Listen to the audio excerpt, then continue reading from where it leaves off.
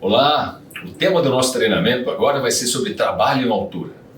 Interessante saber que a primeira lei, o primeiro ordenamento jurídico que falava sobre a prevenção de acidente com queda está escrito, por incrível que pareça, na Bíblia, em Deuteronômios. Lá está escrito: quando edificares uma casa nova, farás um parapeito no terraço para que não ponhas culpa de sangue se alguém de algum modo cair dela. Ou seja, na Bíblia estava escrito: quando eu tiver uma obra, eu vou precisar colocar um guarda-corpo para evitar a queda do trabalhador. Olha que coisa. E os acidentes com quedas, infelizmente, eles têm alta severidade. Independente da altura, a queda vai trazer consequências para o trabalhador, podendo chegar até a morte em casos extremos. Então, lembrando, a NR35 é a norma do Ministério do Trabalho que regulamenta o trabalho à altura. E ela define como sendo o trabalho à altura, ou seja, eu sou obrigado a atender os requisitos da NR35 quando tiver um trabalho acima de 2 metros acima do nível inferior e existe a possibilidade de queda. Onde a gente encontra esses cenários? Por exemplo, nas escadas, montagem e desmontagem de andaimes, em telhados, beirais, aberturas de piso. Lembrando, o trabalho à altura deve ser planejado, organizado e executado com segurança. E o trabalhador que vai fazer atividades em altura, ele tem que ser formalmente autorizado. E esse trabalhador, para ser autorizado, é aquele que foi submetido e aprovado num curso de capacitação com carga horária mínima de 8 horas. Mas, dentro do ASO, que o médico do trabalho vai fazer a avaliação, onde considera ele apto para o trabalho à altura. Lembrando, todo trabalho em altura deve ser precedido de uma análise de risco. Eu preciso de uma APR.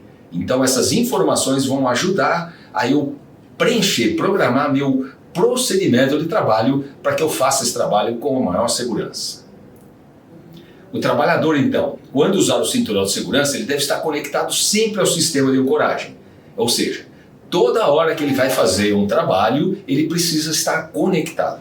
Então, é impensável admitir que um trabalhador trabalhe desconectado no seu sistema de ancoragem. Outra coisa importante é falar sobre o fator de queda.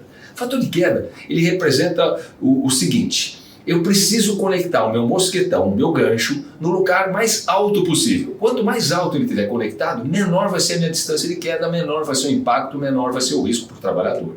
Então a gente chama de fator zero, ele é a distância de queda dividida pelo comprimento, ele é o comprimento da labarta dividido pela distância de queda. Se a distância de queda é zero, o fator de queda é zero. O fator de queda é 1 quando eu conecto o meu cinturão de segurança na mesma altura onde ele está conectado no cinto, ou seja, a minha queda vai ser exatamente o comprimento do talabarte. Agora nós temos o fator 2, que é a pior circunstância, o pior fator. Quando eu conecto o meu cinturão de segurança abaixo ou perto do meu pé. A minha queda vai ser exatamente o dobro do comprimento do talabarte, e nessa condição o impacto de queda vai ser muito grande. Outra coisa importante que deve ser pensada é sobre a zona livre de queda. É o espaço desde o ponto de ancoragem até o chão. Porque se eu estiver numa determinada altura, eu preciso avaliar se aquela distância de queda é segura. Ou seja, se eu cair no chão, eu não vou atingir a parte inferior. Lembrando, todo talabarte tem especificado, está escrito no seu talabarte, no absorvedor de energia, qual que é a zona livre de queda requerida. Então, se você estiver trabalhando a 2 metros de altura do solo com um cinturão de segurança e ele estiver conectado numa altura qualquer e lá a sua zona livre de queda requer 4 metros, ele não vai ser, infelizmente, eficaz para essa queda. Então você vai ter que procurar um dispositivo de segurança coletivo ou um cinturão de segurança com um comprimento adequado àquela altura. Outra coisa importante, é necessário e obrigatório que você faça uma inspeção sempre que for utilizar os equipamentos de proteção individual ou sistemas de ancoragem. Você tem que fazer sempre essa identificação de problemas, ferrugem, partes desconectadas, descosturas, porque qualquer falha desse dispositivo pode comprometer a sua segurança na hora que ele for usado. Então, verifique sempre antes das suas atividades as condições do seu equipamento de proteção individual. Caso ele esteja com algum problema, descarte-o e solicite um novo. Lembrando também, um outro grande problema com queda de altura é na montagem, desmontagem e no uso de andaimes. Alguns problemas e maiores riscos que a gente identifica é que, por exemplo, o andaime pode vir a tombar ele pode ter queda de objeto de alguém que está fazendo uma montagem em trabalhadores que estão embaixo ou nas proximidades, e eu posso inadvertidamente me aproximar ou até encostar numa rede elétrica energizada. Aí eu vou transmitir a energia elétrica para toda a estrutura do andaime. Outra coisa que eventualmente acontece é o colapso estrutural. Quando eu trabalho com equipamentos de má qualidade ou mal montados, eles podem vir a simplesmente colapsar e provocar a queda de todos os trabalhadores. E outra coisa importante é o acesso perigoso. A norma estabelece uma série de requisitos de segurança para andaimes. Outra coisa importante, andaimes com rodízio. O andaime com rodízio, ele facilita muito a nossa vida, que nós podemos deslocá-lo ele no ambiente de trabalho sem precisar montar e remontar. Mas é proibido fazer essa movimentação com o trabalhador no andaime. E outra coisa mais importante ainda é lembrar que a superfície onde eu vou trabalhar com andaimes com rodízio, elas têm que ser niveladas e estar na horizontal, para permitir a sua movimentação segura. Outra coisa importante é que a norma estabelece que o trabalhador que vai montar um andaime, ele tem o quê? Um curso específico na montagem daquele andaime. A norma não estabelece carga horária específica, mas eu tenho que treinar sabendo a sequência de montagem, os dispositivos de segurança necessários para fazer esse trabalho, ok? Então, trabalhe e monte o andaime de acordo com a sequência do manual de montagem e do seu treinamento. Alguns dispositivos de segurança são obrigatórios em qualquer andaime. Primeiro, se ele for com rodízio, as rodas têm que ter uma trava que impede que ele circule inadvertidamente. Se não, ele tem que ter sapatas. Toda a base do andaime tem que ter uma sapata onde eu vou distribuir os pesos e manter ele mais firme. Eu preciso ter guarda-corpo e rodapé. Eu preciso da área de trabalho com forração completa. Eu não posso ter nenhum vão aberto. E, obrigatoriamente, eu tenho que ter uma escada de acesso para esse andaime. Outra coisa, os equipamentos de proteção individual adequados e necessários para uma montagem de andaime são um cinturão de segurança com um duplo talabarte, onde o mosquetão tem que ter uma abertura superior a 50 milímetros para eu poder fazer um encaixe e ascensão no andaime. Eu preciso de óculos de segurança transparentes, porque eventualmente uma peça ou uma porca pode cair também. Uma luva, onde eu tenha a superfície da palma da mão antiderrapante. E calçados de segurança antiderrapante são fundamentais para isso, ok? E lembrando, capacete com jugular. A norma também estabelece uma série de requisitos com relação à liberação do andaime. Quando o andaime é montado e assim que ele estiver com todos os dispositivos exigidos pelas normas, ok, ele vai ter um registro de andaime liberado feito pelo supervisor encarregado ou técnico de segurança.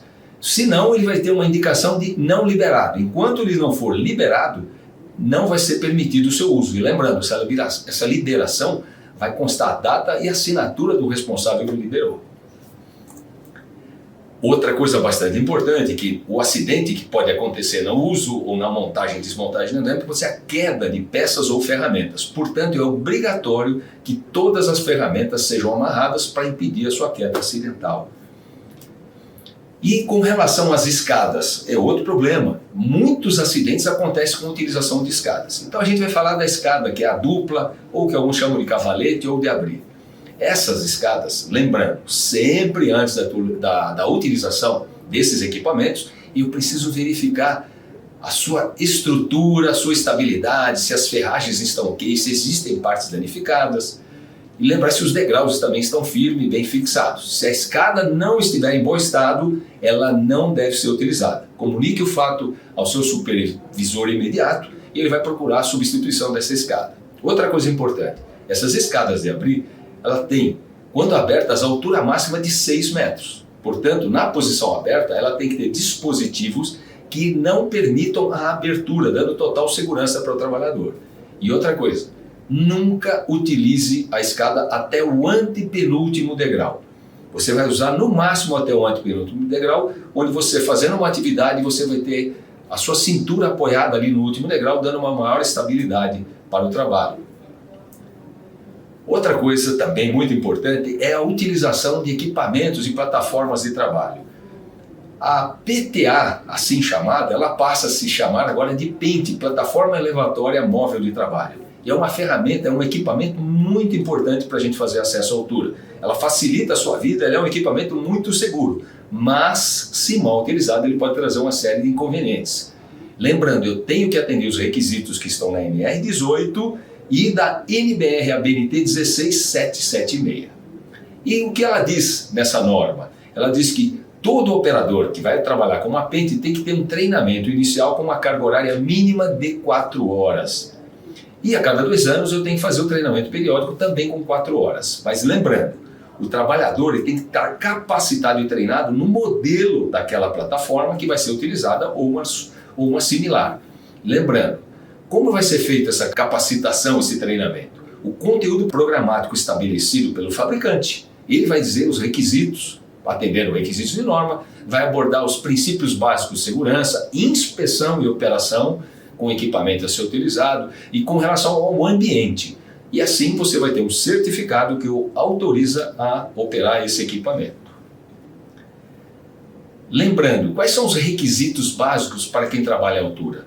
Então, lembrando, primeiro, a capacitação. Todo trabalhador tem que ser capacitado num curso com carga horária mínima de 8 horas. Lembrando, a NR1 também estabelece que a capacitação pode ser feita pelo treinamento, mas DDS, orientações, manuais são muito importantes que você, trabalhador, conheça o conteúdo dos manuais, dos equipamentos para poder trabalhar de forma adequada. Outra coisa, você precisa ter aptidão atestado pelo médico que você pode trabalhar à altura. É obrigatório ter uma análise preliminar de risco com um procedimento adequado para trabalho. Outra coisa importante é que os trabalhos de altura só podem ser feitos através de supervisão. Então, o trabalho sozinho não vai ser permitido. Sempre alguém vai estar próximo de você para poder te auxiliar em caso de uma emergência ou necessidade. Outra coisa importante é, quando eu fizer um trabalho à altura, eu tenho que promover o isolamento da área para proteger pessoas e terceiros em caso de uma eventual queda de material ou algum problema. Então, sinalize sempre essa área para advertir as outras pessoas não entrarem numa área de risco.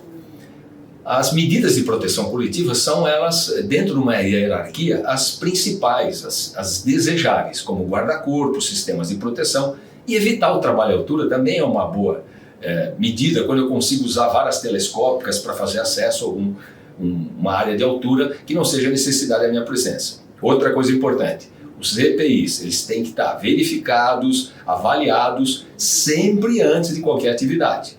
E lembrando, caso eles tenham algum defeito, não utilize. Os meios de acesso seguro também são fundamentais. As escadas que estão incorporadas aos andaimes, a qualidade das escadas que você vai usar para acesso ou fazer algum trabalho, tem que ser vistoriadas e avaliadas. Em algumas circunstâncias de maior risco, onde eu não tenho análise preliminar de risco estabelecida, eu vou ter que fazer essa análise na hora com o supervisor e vou emitir uma permissão de trabalho, mas somente em casos onde eu não tenho essa avaliação prévia, o que vai ser difícil da gente encontrar no nosso tipo de atividades. E lembrando que eu preciso fazer uma inspeção periódica em todos os componentes. Quando eu vou utilizar o andaime como sistema de ancoragem, vocês vão ver, eu preciso estabelecer a resistência desse equipamento. Então, a resistência e a integridade dos equipamentos. E, de novo, eu preciso ter um plano de emergência para que, se eventualmente acontecer algum problema, eu preciso estar apto a dar os primeiros socorros e fazer um resgate de forma mais rápida possível para minimizar ao máximo as consequências. Bem, concluindo então, a Nuremberg Mestre é muito preocupado com o acesso de segurança e nós sabemos que investir em equipamentos, em treinamentos e sistemas de proteção contra a queda nunca é um desperdício, mas um acidente sim é. Muito obrigado pela atenção.